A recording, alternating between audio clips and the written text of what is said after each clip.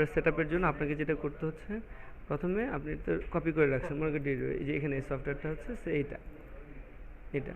তো এটাকে আপনি সেটআপ দিতে গেলে প্রথমে আপনাকে যেটা করতে হবে, পিসিতে এই যে মজিলা ফায়ারফক্স বা এগুলো যা আছে এগুলো রান থাকলে এগুলো সব ক্লোজ রাখবে, কোনো প্রোগ্রাম রান থাকা যাবে না এক কথায়।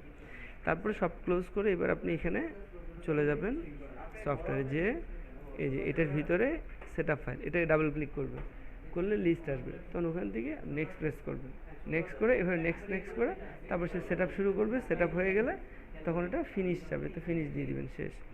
এখন সফটওয়্যারটা সেটআপ হওয়ার কথা এই জায়গায় অল প্রোগ্রামস, যে এখানে অ্যাডোবি ডিজাইন প্রিমিয়াম, এখানে ক্লিক করে এখানে সব সফটওয়্যারগুলো আছে। এখন আপনি যদি কোনো সফটওয়্যার রান করতে চান তাহলে সে লাইসেন্সটা ক্র্যাক করতে হয়। কীভাবে সেটা দেখেন।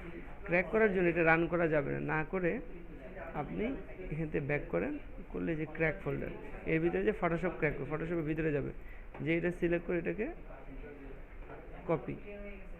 কপি দিবেন, দেওয়ার পরে এবার করবো কি, এবার এখানে যে প্রোগ্রামস, এখানে যে এটার উপরে রাইট ক্লিক করব, রাইট ক্লিক করে প্রপার্টিসে যাব, প্রপার্টিসে যে ওপেন ফাইল লোকেশন, তখন এরকম ফাইল আসবে, তখন এখানে বাইরে ক্লিক করে রাইট ক্লিক করে এখানে পেস্ট দিলে একটা ডায়লগ, ওখানে ওভাররাইট দিতে হয়।